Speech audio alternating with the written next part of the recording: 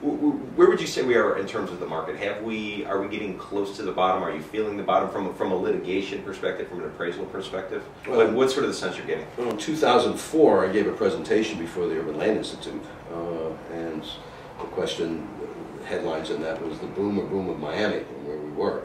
And we saw so much activity occur in 2004.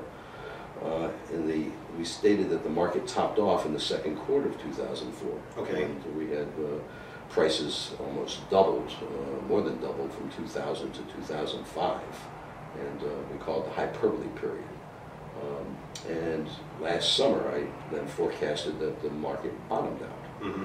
Which meant that we're going to have increased volume of sales, but prices are still going to roll back to prices prior to the 2004 level. Which is in fact what we're seeing. Correct. We're seeing that sales by quantity continue to increase and spike in some cases, correct. And we're seeing prices stay level, if not fall off. Yeah, the market started to decline tremendously after August of 2007. Mm-hmm. That's when it was realized, when many of the hedge funds and banks were calling their notes, and the subprime mortgage industry started to get in trouble. And then the hiatus of that was in September of 2008, when Lehman Brothers went under and several other major lending institutions caused a freeze on capital. And that freeze on capital is hopefully is working itself out with the new president's programs as we see today. So we're effectively in the bleed the market out system. I mean, a process at that point. Is that, I mean, with the lack of financing and credit available? We're in the adjustment period.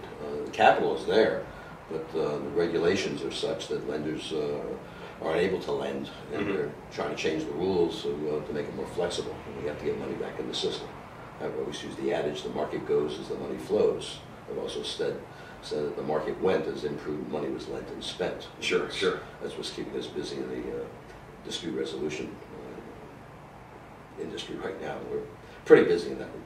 In terms of the dispute resolution, what you're brought in to analyze and try to help everyone understand what the real value is today, or can you talk a little bit about that? Well, in several cases are in bankruptcy court. Mm-hmm. When the debtor goes into bankruptcy, it depends on who our client is. In most cases recently is the creditors. I see.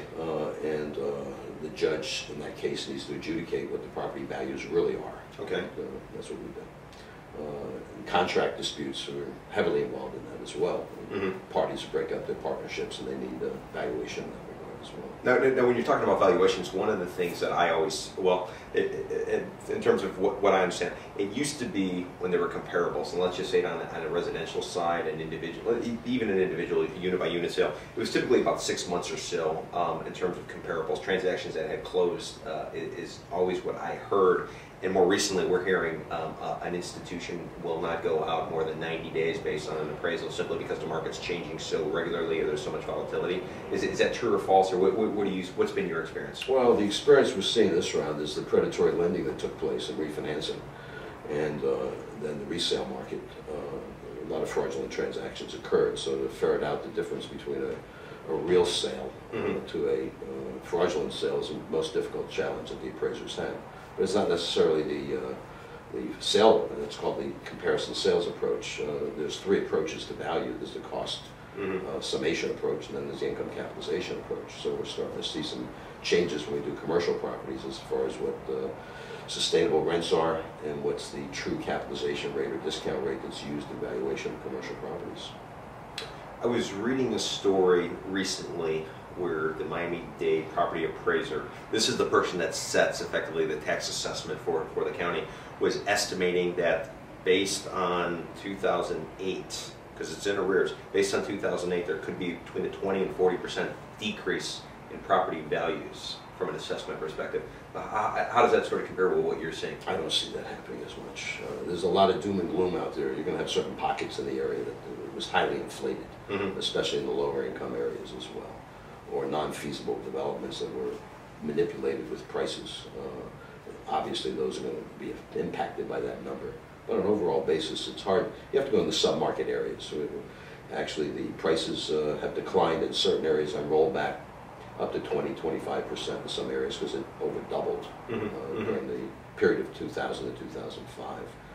There are some sub-market areas where we have sustainable values right at this point, especially in single-family homes, Car Gables in particular, Coconut Grove, certain sections of Miami Beach as well. And when you talk about certain sections, what about on the product side? What are you seeing in terms of multi-housing, condominiums, and/or single-family? Any kind of assessments you can make right now in terms of the state of the market? Are they all operating parallel in terms of recovery or stabilization, or what's sort of your perspective on that? Well, on an overall basis, we overbuilt the condominium market, obviously, especially in the urban core area. Yes. And that'll recover depending on people moving through the urban core area and our population growth. There are some concerns with employment. But Miami-Dade County's employment is only 6.8% as compared to other regions of the state and the nation. That's the challenge, is the high-rise condominiums at this point in time. A lot of developers are coming up with some new adages called rent-to-buy. We saw that happen in previous cycles as well.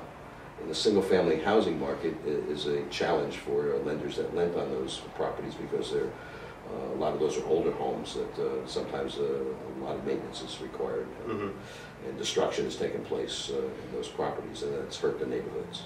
So I don't necessarily agree with the assessor's comment on a 40% decline, unless they were overassessed. I don't believe so. I see. On an overall basis. And then, okay, so condominiums, you feel as if really took a hit, single family took a hit, but not maybe to the same extent? Is that what I'm sort of hearing? Used single family took the biggest hit.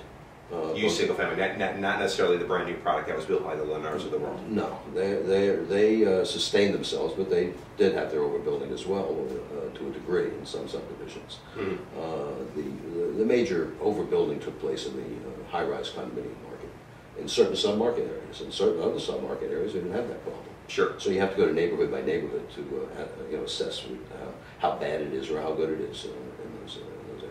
And obviously, greater downtown Miami is probably one of the areas where there was tremendous overbuilding. I mean, maybe like a Sunny Isles Beach as well, but not necessarily a South Beach, unless you kind of see it different. Was South Beach overbuilt from a high-rise perspective? No, not necessarily. South Beach was in the beginning of the boom period. The boom.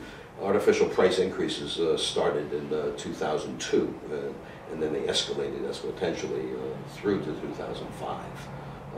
The market topped off, we said, in 2004, but wasn't realized till the end of 2005. It was being realized in 2006. And as we got into 2007, we saw a lot of hedge funds get in trouble in the subprime mortgage market, which is really the secondary market of resale housing, got in trouble. And then it wasn't until after August of 2007 when the market started to tumble. I call that the avalanche, growing to the end of 2008 until we started to hopefully resolve the issues. And it's a worldwide problem today. Sure.